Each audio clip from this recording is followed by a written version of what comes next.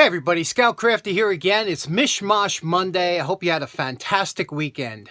We got a few things to do today, so let's get started right away and see what we got planned. First off, about over 40 years ago when I was a kid, this was one of the first tools that I remember buying, you know, a name brand tool, and it wasn't cheap at the time.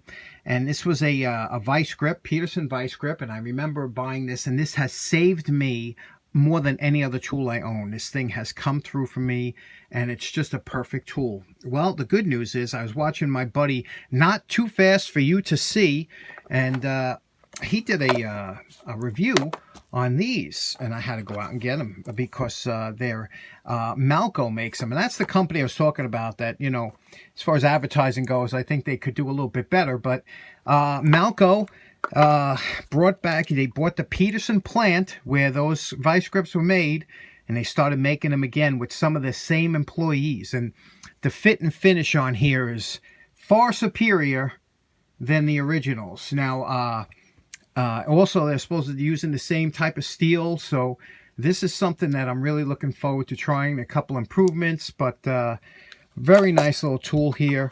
They're available on Amazon, but really nice. And another thing that I want to talk about was, you know, when you have advertising companies, there's no need to advertise anymore if they just get, you know, YouTube is such a great way to talk about products like this Evaporust. They were one of the first that would actually send their products to YouTube creators, and we all know about it now, and it's a great product, and they were smart. Another company that was very smart like that was Flitz. You know, they're a fantastic product. I got this by going to their website and putting Chuck, you know, into the coupon box, and you can get that from 357 Magdad's channel. But it's the same thing, you know. They're very smart doing things like that, using YouTube creators to try and get their product across. If you got a good product, you don't have to push it much. You just have to let people know about it. Okay, today's project is titled "When Life Gives You Lemons, You Make Lemonade." And this one here is an example of that. Now, we all know this here. This is a Crescent, one of the most magnificent screwdrivers that you can find. It's really a cool item, and what it is when you open this screwdriver up, becomes a T-handled screwdriver or a small hammer, okay? These have gone up in price tremendously. This one's an early one because you can see it says Pat pending again. The problem is I bought this, and you know, again, just like this one here that looked good when I bought this one, you know, and it turned out damaged. Same thing here. They showed pictures like this, you know, and here, but they didn't show this. And look at that. The knurling is destroyed on one end. So now, once again, I contacted the eBay seller and I said, listen, you didn't include the damage. I sent him a picture. I sent him this picture. I said, what? That's unrepairable. And he was like, oh, you know, I'm sorry. I didn't want to, you know, I didn't know that it didn't show up in the photos. And, you know, and again, we did the same thing. Took $10 off. I wound up paying $20 for this, which is a really spectacular deal. When you see what these go for crazy money now. I don't know. You remember when I first did these, when I first restored these years ago on my channel, they were going for about $25, $30, and now they're just insane. So what we're going to do is we're going to try and make this into some lemonade, because we have a lemon, and we're going to use Evaporust. And the reason is because I don't like taking these apart, because what happens is when they go back together, they're never exactly the same. So I'm going to use the Evaporust so that it gets in here. First time using it, going to soak it, and we'll be back in 24 hours.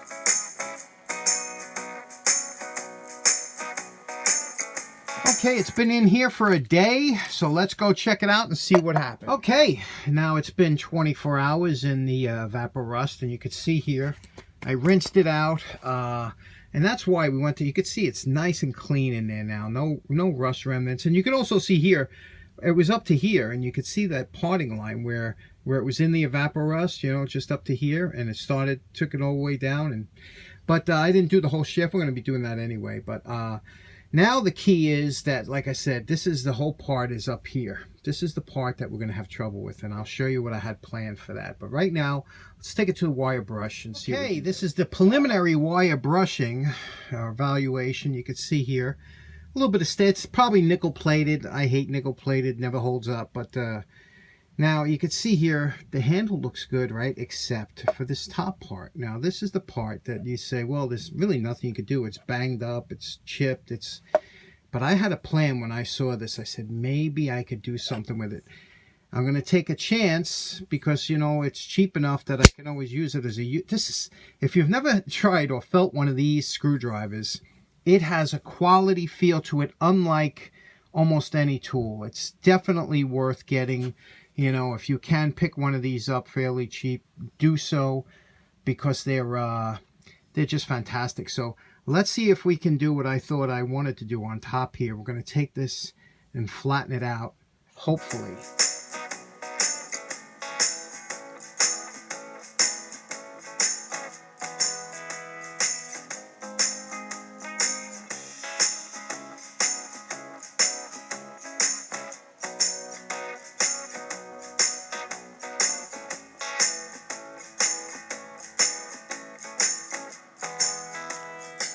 Now you know my favorite part. Remember what this screwdriver looked like before we started. And we're calling this project done, or are we? You see what I did here is we got this all nice, right? This had this kind of crazy rounded tip, but I liked it. So I kept it the way it is. It really looks like a usable screwdriver. Everything looks nice now, polished out, right? Works phenomenal, you know? But this is what I did.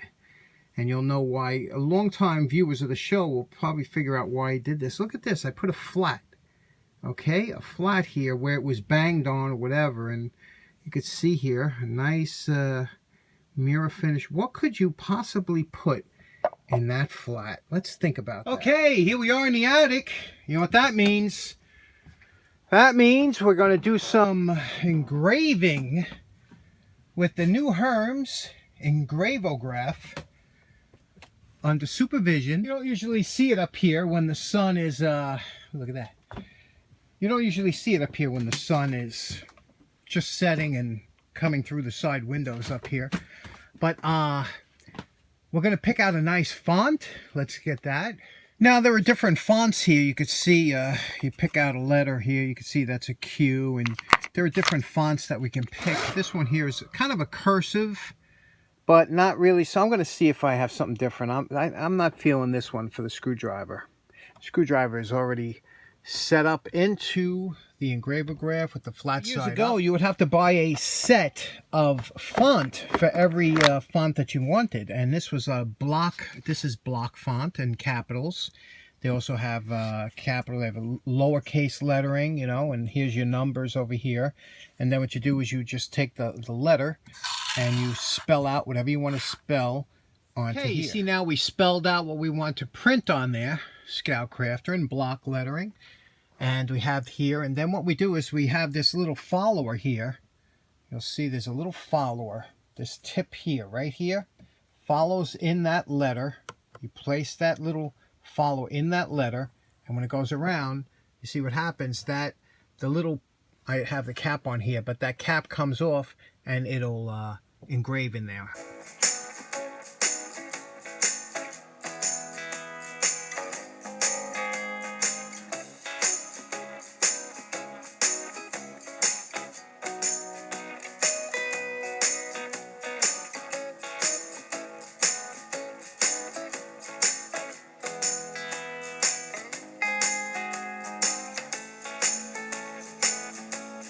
Okay, now we're really calling this project done, and how cool is that? Here it is. We took lemons and made lemonade, you know, and it happens so often, you know, so many times we come across something that's broken or something, and you could either repurpose it like we did with this one here, or you can, you know, find some way around it. And here it is. You remember it was all dented and bashed up, and we put our logo on there, Scout Crafter, and look what we did in the back here. Look at that, huh? This was all hammered and stuff. Look how beautiful that is. And of course, you know, the shaft and the blade, you know, did the blade up nice. And of course how this works, you know, you put it like that and it becomes a T-handle screwdriver, or I hate to say it, a hammer. I hate, because I love these things. I hate to see them beat on, but they are, if you get a chance to pick one of these up, and you even have to pay $35 or $40, do it. You won't regret it, especially if it's in good shape. Don't pay $40 for a wrecked one, but if you come across one and it seems like it's expensive, buy it. Everybody I know that has one's like, you know, there are certain tools you have to have if you're a tool collector. This, you have to have a plier wrench. You know, there's certain things, and this one here, I know Ben just got one, and I hope he does his up nice, because you know, these are beautiful. So in closing, this is one of those projects that could have went bad in so many ways, you know, and it's so hard to get that straight line down a curved handle. The easy way is to put it in the milling machine and just run an end mill down it. But the problem is it's hardened. That was hard steel. It's already hardened, and the file was skating right across it, so I couldn't use the file. So I had to resort to the flap disc, and that's where the practice comes in handy, you know. Keep using that flap disc on all kinds of projects, and you'll get to the point where you feel very comfortable with it.